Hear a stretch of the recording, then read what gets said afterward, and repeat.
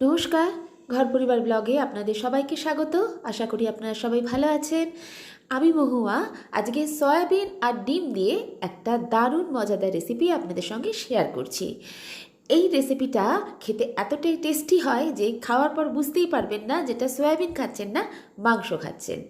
দারুণ টেস্টের একদম মাংসের স্বাদের সয়াবিনের এই রেসিপিটা ভাত রুটি পরোটার সঙ্গে খেতে দুর্দান্ত লাগে। তাহলে আর দেরি না করে রেসিপিটা শুরু করছি। রেসিপিটা অবশ্যই আপনাদের ভালো লাগবে, আর ভালো লাগলে একটা লাইক শেয়ার আর সাবস্ক্রাইব করার অনুরোধ রইল। তাহলে শুরু করা যাক আজকে সয়াবিনে একটা দারুণ টেস্টি আর অবশ্যই একটা ইউনিক রেসিপি। আজকের রেসিপির দুটোই মেন ইনগ্রিডিয়েন্টস সয়াবিন আর ডিম, সেই দুটোই আমি এখানে নিয়ে নিয়েছি। আমি এখানে 100 গ্রাম সয়াবিন নিয়েছি আর তার সঙ্গে নিয়েছি দুটো ডিম। সয়াবিনটা প্রথমে সিদ্ধ করে নেব, এই জন্য গরম জল বসিয়ে দিয়েছি। গরম জলের মধ্যে এবার সয়াবিনটা দিয়ে আমি 2 মিনিট এটাকে জলের মধ্যে সিদ্ধ করে নেব। 2 মিনিট পরে এটাকে নামিয়ে একটা ঝাঁঝরিতে নিয়ে জল ঝরিয়ে নেব। সয়াবিনগুলো ঠান্ডা হয়ে যাওয়ার পর আমি ভালো করে শুকনো করে চিপে একটা বাটিতে নিয়ে নিয়েছি। এখন এগুলোর মধ্যে একটু জল নেই, এটা একদম শুকনো ঝরঝরে হয়ে গেছে। এবার সয়াবিনটাকে ম্যারিনেট করব। এজন্য দিয়ে দিলাম প্রথমে হলুদ গুঁড়ো, তারপরে দিয়ে দিলাম লঙ্কার গুঁড়ো, আর দিয়ে দিচ্ছি নুন। এরপরে দিয়ে দেবো দুটো ডিম।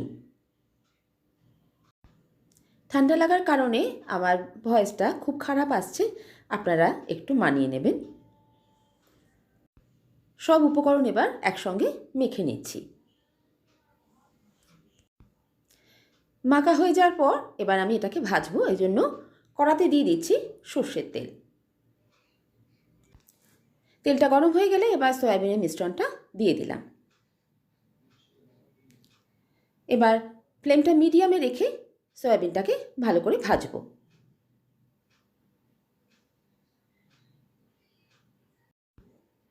সয়াবিনটা আমি ভালো করে ভেজে নিয়েছি, আর সয়াবিনের গায়ে যে ডিমের কোটিংটা পড়েছে সেটা এখন বোঝাই যাচ্ছে।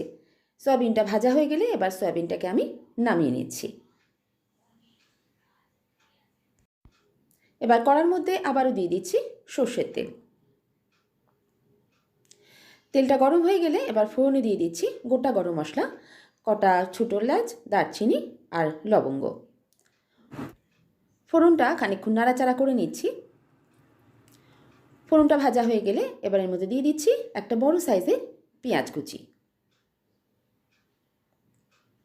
পেঁয়াজটা খানিকক্ষণ এবার ভেজে নেব।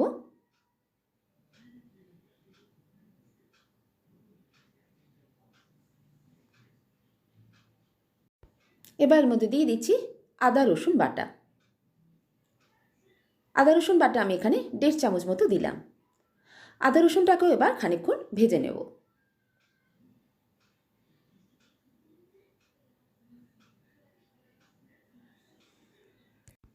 এবার এর মধ্যে দিয়ে দিলাম দুটো কাঁচা লঙ্কা কুচি। কাঁচা লঙ্কা কুচি দিয়েও আবার একটু ভেজে নিচ্ছি।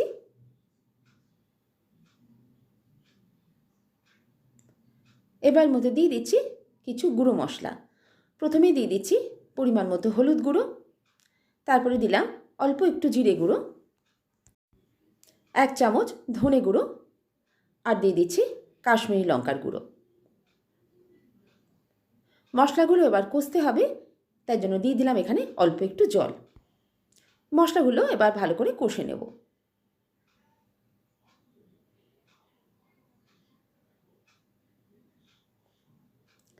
মশলাগুলো এখন বেশ সুন্দরভাবে কষা হয়ে গেছে। এবার এর মধ্যে দিয়ে দিচ্ছি একটা বড় সাইজের টমেটো কুচি। টমেটো দিয়েও আবার খানিকক্ষণ কষে নেব। এই সময়ের মধ্যে দিয়ে দিচ্ছি আমি পরিমাণ মতো নুন। নুনটা দিলে টমেটোটা তাড়াতাড়ি নরম হয়ে যাবে। নুনটা মিশিয়ে দিয়ে টমেটোর সঙ্গে এবার ফ্লেমটাকে কমিয়ে দিয়ে ঢাকা দিয়ে কষে নেব।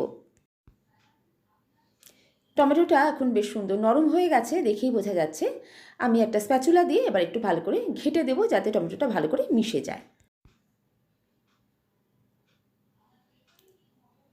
সমস্ত মশলা এখন ভালো করে কষা হয়ে গেছে। এবার আমি এর মধ্যে দিয়ে দিচ্ছি 2 চামচ ফ্যাটানো টক দই। টক দই যখনই আমরা রান্নায় ইউজ করব তখনই একদম ফ্লেমটা কমিয়ে দিয়ে মেশাতে হবে, না হলে টক দই ফেটে যাওয়ার একটা সম্ভাবনা থাকে। লো ফ্লেমে রেখে এবার টক দইটা আমি ভালো করে কষে নিচ্ছি।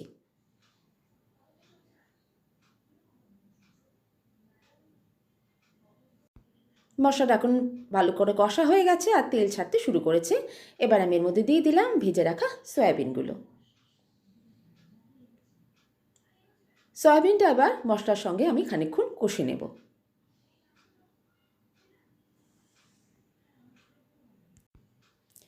প্রায় 2 মিনিট মতো আমি সয়াবিনটাকে মশলার সঙ্গে কষে নিয়েছি। সয়াবিনটা এখন বেশ সুন্দর কষা কষা হয়ে গেছে। ভালো করে এভাবে কষে নেওয়ার পর এবার আমি এর মধ্যে দিয়ে দিচ্ছি গ্রেভির জন্য জল। অবশ্যই এখানে গরম জল ইউজ করতে হবে। এটা যেহেতু একদম কষা মাংসের মতো হবে, তাই খুব বেশি জল আমি দিচ্ছি না।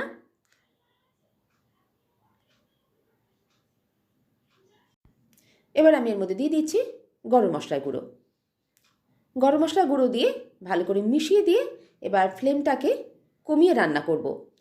ফ্লেমটাকে কমিয়ে ঢাকা দিয়ে 3 থেকে 4 মিনিট রান্না করে নেব। 4 মিনিট বাদে আমি ঢাকাটা খুললাম। সয়াবিনটা এখন কীরকম দেখতে হয়েছে আপনারা নিশ্চয়ই দেখতে পাচ্ছেন। এটা দারুণ সুন্দর দেখতে হয়েছে, একদম মাংসের মতোই দেখতে লাগছে। লাস্টে এর টেস্টটা আরও বাড়াবার জন্য আমি দিয়ে দিচ্ছি একটু রোস্টেড কাসুরি মেথি। কাসুরি মেথিটা আমি একটু শুকনো খোলায় নেড়ে নিয়ে একদম গুঁড়ো করে এর মধ্যে দিয়ে দিচ্ছি। তারপর হালকা করে মিশিয়ে দিয়ে গ্যাসের ফ্লেমটা অফ করে দেব। অফ করে দেওয়ার পরে ঢাকা দিয়ে 2-3 মিনিট রেখে তারপর সার্ভ করব। সার্ভ করে দিয়েছি কষা মাংসের স্বাদে সয়াবিনের রেসিপি। ওপর থেকে আমি একটু পনির গ্রেট করে দিয়ে দিচ্ছি। এটা সম্পূর্ণ অপশনাল, ডেকোরেশনের জন্যই আমি এটা করছি।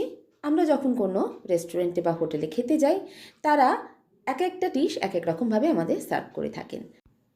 সেরকমভাবে একটু চেষ্টা করলাম, আশা করছি আপনাদের ভালো লাগবে। সয়াবিনের রেসিপিটা ভাত, রুটি, পরোটা, নান বা পোলাওয়ের সঙ্গে খেতে দুর্দান্ত লাগে। এটা খেলে আপনি বুঝতেই পারবেন না যে আপনি এটা সয়াবিন খাচ্ছেন না মাংস খাচ্ছেন। দুর্দান্ত টেস্টে সয়াবিনের রেসিপিটা, আশা করছি আপনাদেরও ভালো লাগবে। আর ভালো লাগলে একটা লাইক, শেয়ার, সাবস্ক্রাইব করার অনুরোধ রইল। আর সাথে থাকা বেল আইকনটাকেও প্রেস করে দেবেন, যাতে আমি যখনই কোনো ভিডিও আপলোড করি সেটা আপনার কাছে সরাসরি পৌঁছে যায়। আবার কোনো নতুন রেসিপি নিয়ে আপনাদের সঙ্গে দেখা হচ্ছে। সবাই ভালো থাকবেন, সুস্থ থাকবেন, আনন্দে থাকবেন।